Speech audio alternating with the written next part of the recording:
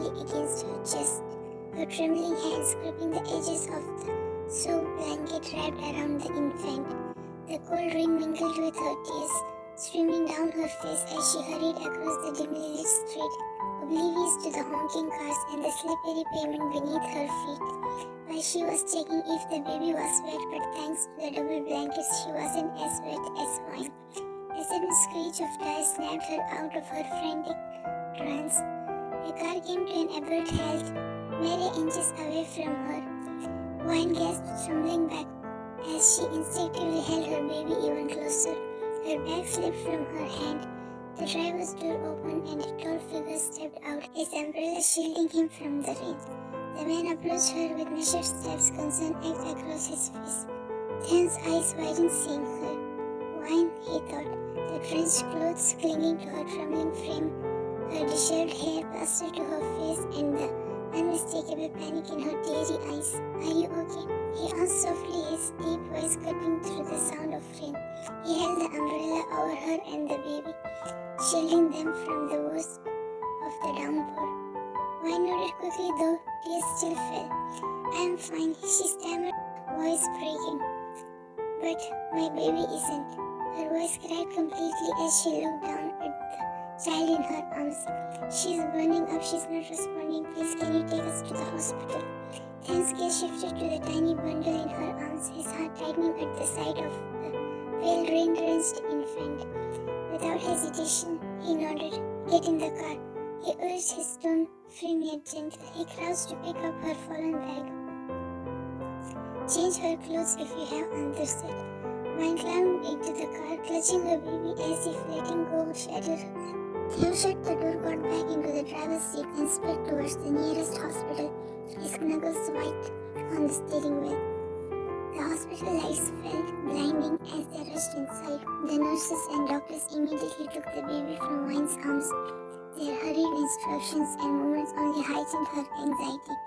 Wine stood frozen for a moment before trying to follow, only to be stopped by a nurse. "You need to wait outside," the nurse said firmly before disappearing behind the double doors. Wine began pacing the waiting area, her drenched shoes squeaking against the tile floor. Her hands wrung together as she whispered prayers under her breath. Her lips trembled as she repeated, "Please let her be okay, please." Tim watched her with a heavy heart. He approached her and gently draped his coat over her shoulders. "You are freezing, sit down, she'll be okay," he said softly. Wine paused, her pacing to glance at him, carefully looking at him for the first time. His chiseled features, dark eyes, and the way his damp hair fell over his forehead stirred a faint sense of familiarity. Had she seen him before? The thought lingered for only a moment before she shook her head, dismissing it. There were more pressing matters. "Thank you," she whispered, pulling his coat tighter around herself as her eyes started back to the door. "Thank you for helping us." Thane's gaze softened. "You don't need to thank me. I'll stay here with you until we know she's okay." Wine nodded weakly, her voice breaking as she whispered, "She has to be okay. She's all I have." "She will be." The time passed while they introduced themselves to each other. The tense silence in the hospital waiting area was broken when the doctor emerged. Wine immediately stood, clutching Thane's coat around her shoulders. "The baby is fine now," the doctor informed them. "She had a severe fever and vomited, which left her very weak. We have stabilized her, but she will remain under observation for the night. You can see her now." Wine let out a shaky breath, relief flooding her body as tears welled in her eyes again, this time out of gratitude. "Thank you," she whispered, her voice trembling. Without waiting, she walked toward the room where her baby was resting. Tim followed her quietly, his long strides keeping pace with her hurried steps. Inside the room, the small child lay on the bed, her tiny chest rising and falling with steady breaths. Glow from the monitors patted her fragile frame. Wine moved to the bedside, her hands trembling as she gently kissed the baby's forehead. Then stepped closer, his gaze softening as it landed on the baby. His heart clenched at the sight of cannula taped to her chubby little hand. "What if she hurts herself?" he asked worriedly, turning to the nurse in the room. The nurse gave him a gentle smile. "She won't. Babies are resilient."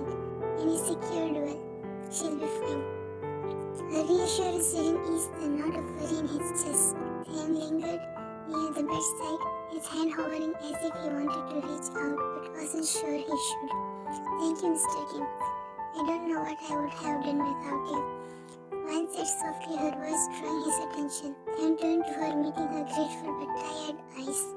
It's no problem, he replied. After a bit of silence, he asked cautiously, where's your husband? I can call him to be here with you.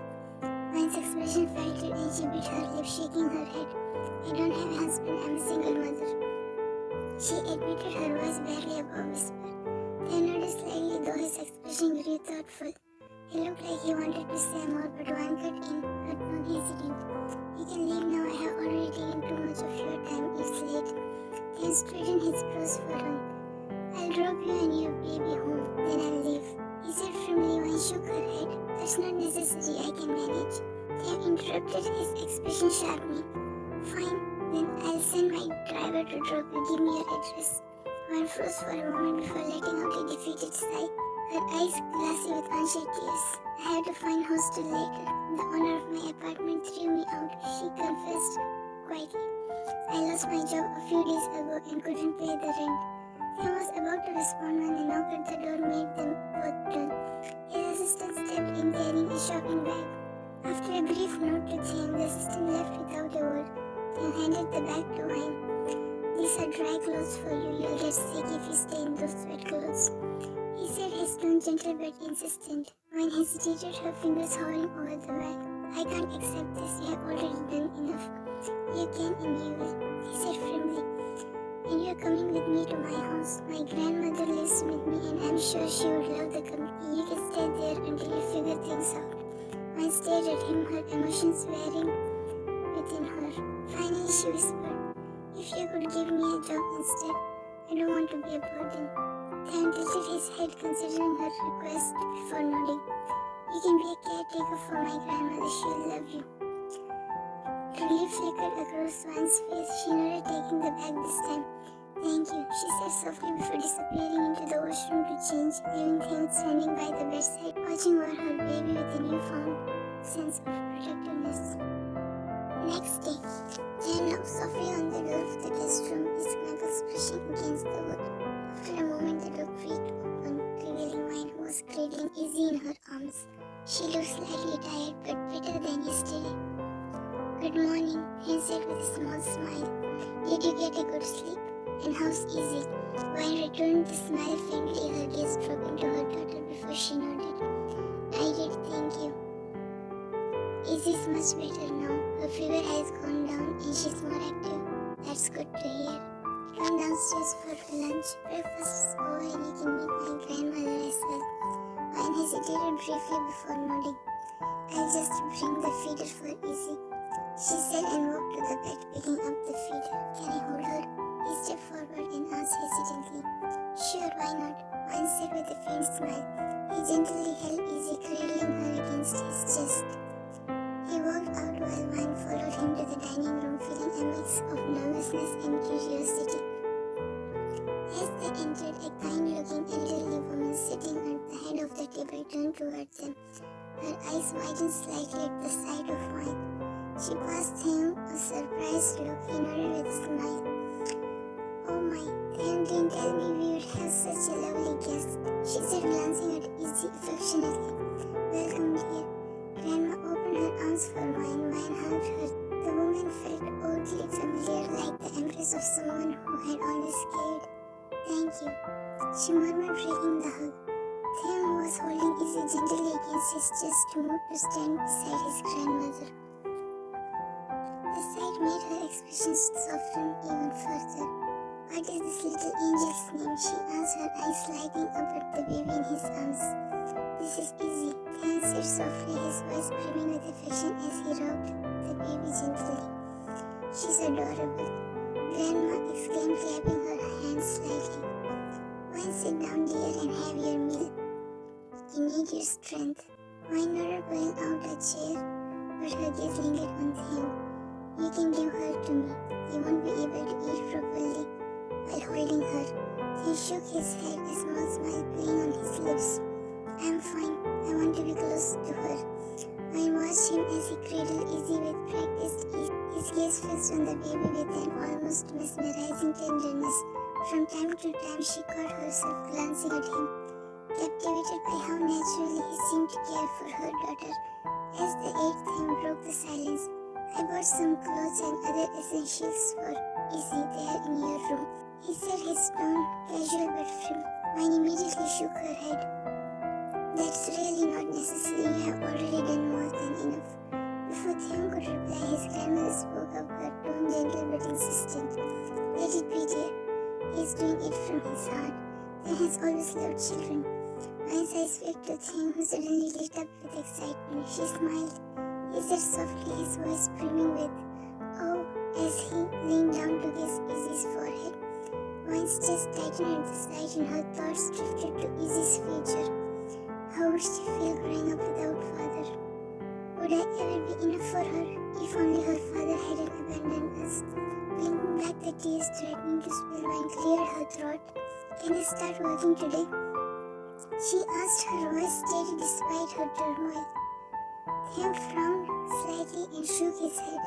There's no rush. Take a few days to rest and take care of Izzy. When she's fully recovered, we can talk about work. Theon is right. His grandmother chimed in. Your priority should be your daughter for now. We'll manage just fine. Mine hesitated but eventually nodded, her gaze lowering. Thank you for everything. Theon returned to gazing at Izzy with a soft smile. Few days later, Mine has been taking care of Theon's grandma. Theon has grown more fond of Izzy, and every night he returns from work he plays with Izzy, who seems to have grown more familiar with his touch. Now, as usual, Izzy was with him in his room. Mine made her way to Theon's bedroom and knocked softly, but the door went unanswered, and after a moment of hesitation, Mine turned the handle and stepped inside. The room was dimly lit by the warm glow of a bedside lamp, casting a serene ambience. Her gaze immediately landed on Theon, who was sound asleep on the bed, with Izzy nestled beside him, his arm draped protectively around the baby, her tiny face resting against his chest. For a moment, Mine froze, warmth looming in her chest at the sight. It was a picture of peacefulness, Theon's steady breaths matching the quiet rise and fall of Izzy's tiny form. She couldn't deny the scene stirred something deep within her. He looked so natural, she thought. After a moment of stillness, Mine quietly approached with gentle movements. She reached to move Theon's arm aside and pick up Izzy, but as soon as her fingers brushed his, Theon stayed awake. His eyes fluttered open. Mine? His voice was low and slightly raspy. I'm sorry, she whispered, stepping back. I didn't mean to wake you. I know, but you didn't answer, so I thought. It's fine, Theon interrupted with a small reassuring smile as he sat up. Don't worry about it. Mine gently picked up Izzy, but the baby immediately whimpered in her sleep, her little face crunching up. Theon reached out instinctively, his touch soothing as he took her into his arms once more. Izzy calmed down instantly, her tiny body relaxing against him. A soft smile tugged at his lips as he rocked her gently. She's gotten so used to me now, he murmured, his eyes full with affection. Mine stood there for a moment, watching the way he held her daughter with such care. She finally broke the silence, her voice tinged with a bittersweet resolve. Don't give her so much love and attention, Mr. Kim. Theon's brows furrowed as he glanced up at her. What do you mean? Mine lowered her gaze, her hands wringing nervously. She has to grow up without a father. She can't have this kind of comfort only to lose it later. For a moment, Theon stared at her, his expression unreadable. Then, in a low, firm voice, he said, she won't grow up without a father. Mine's eyes snapped up to meet his confusion ached across her features. What do you mean, Mr. Kim? He shook his head. Don't call me Mr. Kim. It sounds like I'm an old man. It's Theon. He hesitated, his gaze hers before he asked softly. If you don't mind me asking, who is Izzy's father and where he is? The question hung heavily in the air, and Mine swallowed hard, her gaze falling to the floor. Iván is her father. He abandoned me when I told him I was pregnant. He said he wasn't ready for a child and that he couldn't be with me because I didn't match his status. voice trembled as she continued. He also told me about the baby and that he doesn't care about it. His family looked down on me, called me names and made me feel like I was at the fault for everything. They didn't want me around, especially not with a child born out of wedlock. Then pressed his lips into a thin line, his jaw tightening briefly. "In your family, your parents, they are back in my hometown." Mine replied, her voice steady but distant. "They were upset when I chose their wishes. They had even arranged for me to marry someone from childhood, but I refused because I was blinded by events. But they love Izzy. They supported me through my pregnancy, but I didn't want to burden them any further, so I moved out." Theo nodded slowly, his expression thoughtful. "To marriage?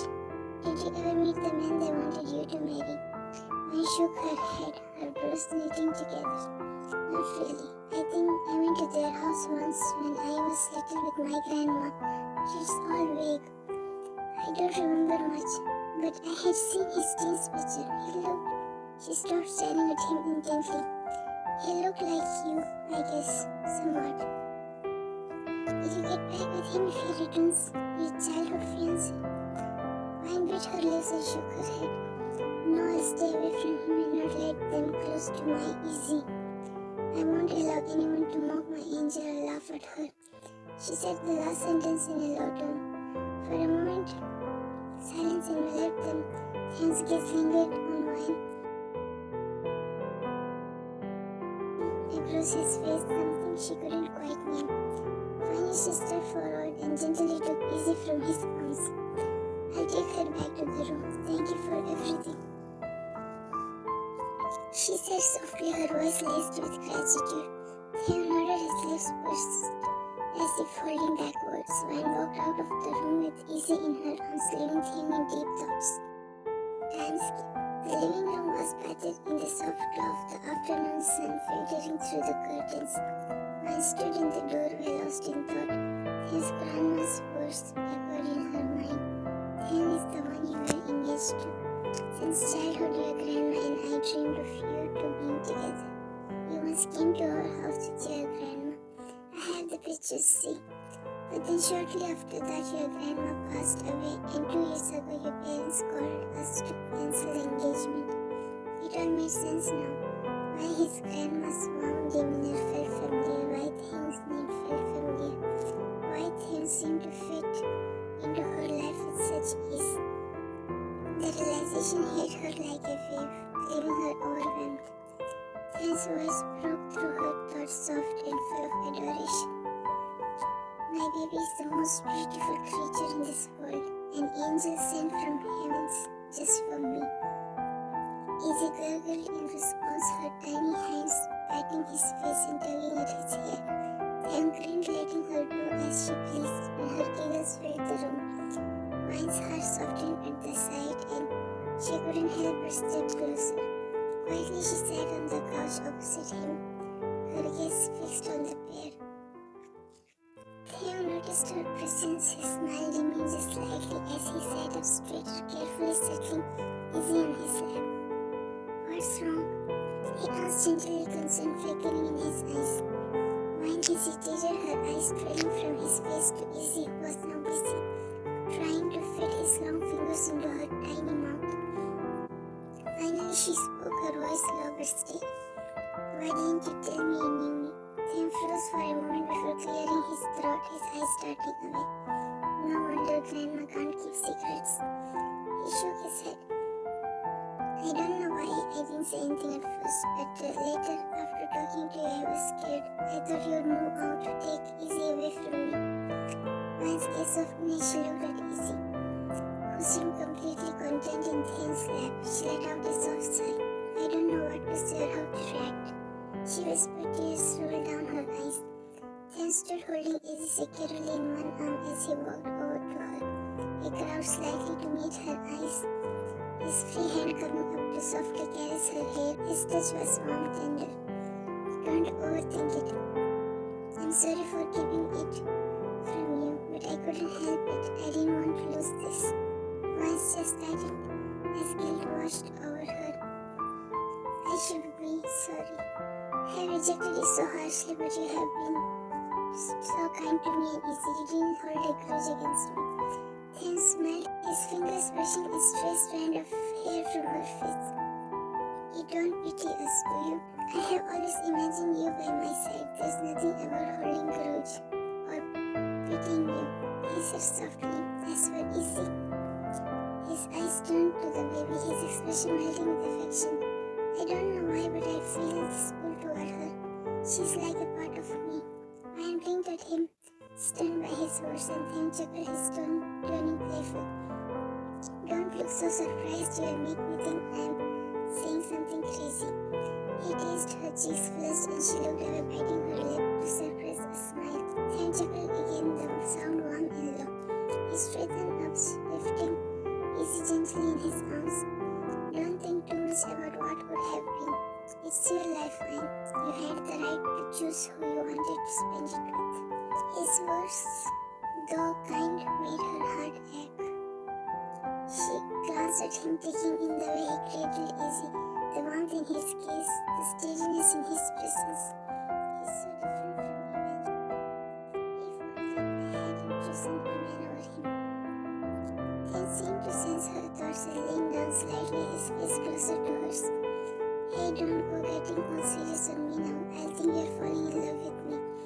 One looked up, startled, and their eyes met. For a moment the words seemed to still, the space between them charged with an unspoken connection. She quickly looked away, her face hating him. Then grinned. See, there's that look again, he said, amused. She shook her head. No, I don't believe in love anymore. I won't fall for anyone, she said, more like convincing herself. Then straightened and placed a gentle kiss on Izzy's forehead. Don't trust people anymore, mind. Love is beautiful emotion. Love destroyed me. Then sighed and patted her head. Don't worry so much, he said, his tone affectionate. By the way, my parents will be back from their world tour in a few days. There will be a big event for our company's 25th anniversary. Your parents, she said worriedly, while taking Izzy from him. He chuckled, kissing Izzy's cheek as she pulled Wine's hair, making her groan. My daughter will fight back if someone tries to take her away from me. Wine stared at him as he didn't realize what he just said. Anyway, don't be nervous, my parents will love you, trust me. Wine barely nodded, captivated by his charm. Time skip. The grand hall buzzed with life, the air thick with the hum of celebration. Wine walked through the crowd, cradling Izzy in her arms, her little one dressed in a navy blue outfit that matched Wine's simple yet elegant dress. She was making her way toward Th grandma, thinking about how warmly Th's parents had welcomed her without judging her and the way they doted on Izzy. She couldn't help but compare them to Ivan's family when a familiar deep voice stopped her. My baby is looking like a princess today, Then said with a grin, appearing beside her. He leaned down and placed a kiss on Izzy's forehead. Izzy squirmed happily in Wine's arms, her tiny hands reaching out toward him, her giggles filling the air. Wine glanced at Th's outfit and froze for a moment. He was also wearing navy blue, his tailored suit perfectly complementing her dress and Izzy's tiny outfit. She blinked, realization dawning on her. We are matching, she muttered half to herself. Thank God the blush creeping up her cheeks and smiled. Of course we are. A family has to look coordinate, don't you think?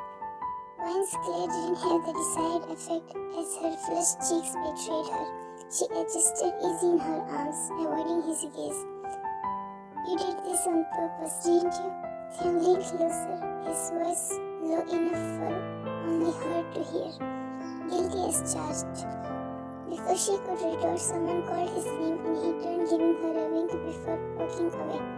Don't go missing me too much, he teased over his shoulder, leaving Wine flustered.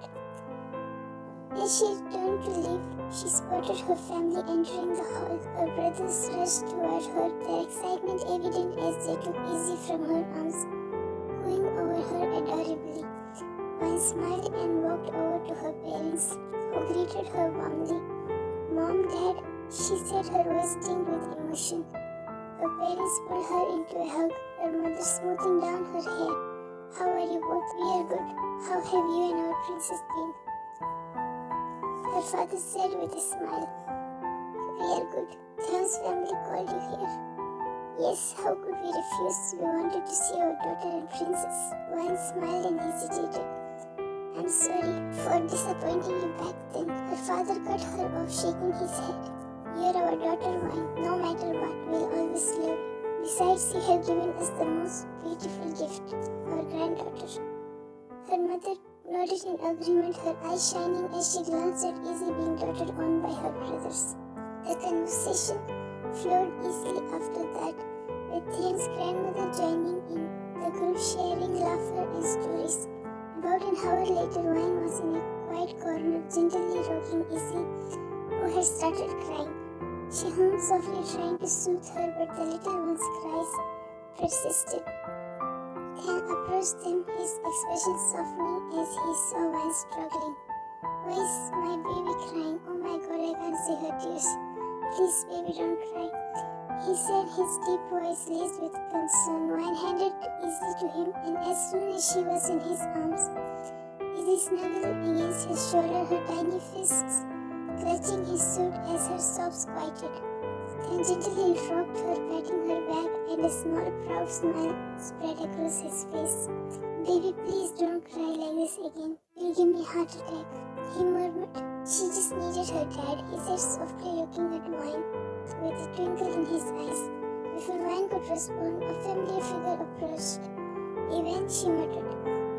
Theon's demeanor shifted instantly, his protective instincts kicking in as he held Izzy closer. Ivan's eyes flicked between Wine and Izzy, his voice hesitant. Is she my daughter? Wine stood tightened, her voice sharp and unwavering. She's my daughter, just mine. Ivan's eyes welled up as he pleaded. Wine, please just let me hold her. Once, a fire lit in her gaze as she stepped closer. Don't forget you wanted me to abort her. You abandoned us, Ivan, because she is a girl and you wanted a boy to take over your family business. You don't get to ask for anything now. Go back to your wife and son.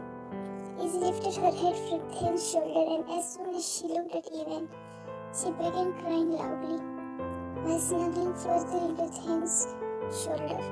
He gently rubbed her back, his jaw clenched as he stared down at Ivan. I suggest you stay away. Theon said, his voice low and steady, carrying an edge of danger. Izzy is my daughter. She doesn't need you. Ivan's gaze dropped to the floor. You had your chance, Ivan, and you threw it away. Now Wine and Izzy are mine. Wine is going to be my wife soon, and you're nothing more than a stranger to them. Wine's breath hissed as Theon reached for her hand, placing their fingers together. The warmth of his touch grounded her, and she felt a lump rising in her throat as he gave her hand a reassuring squeeze. Without another glance at Ivan, Theon turned, guiding Wine away. She glanced back briefly to see Ivan standing frozen. Once they were away from the crowd, Theon stopped and turned to Wine, his free hand coming up to cup her cheek. Are you okay? He asked softly, his thumb brushing her skin. Wine nodded, though her heart was racing. Thank you for helping me out there, she whispered, her voice trembling. You don't have to thank me, I mean every word. I want to marry you and our families are thinking the same. Then smiled, leaning down to place a soft kiss on her forehead. Her eyes filled with unshed tears as she stared up at him, her emotions threatening to spill over. Theo, he hushed her, placing his finger on her lips. I lost you once, Wine. I don't want to lose you again. You were mine and you are meant to be mine. Don't forget that. You can take your time and think about it. No one is going to force you for anything. He patted her cheek and said the last sentence with a smile.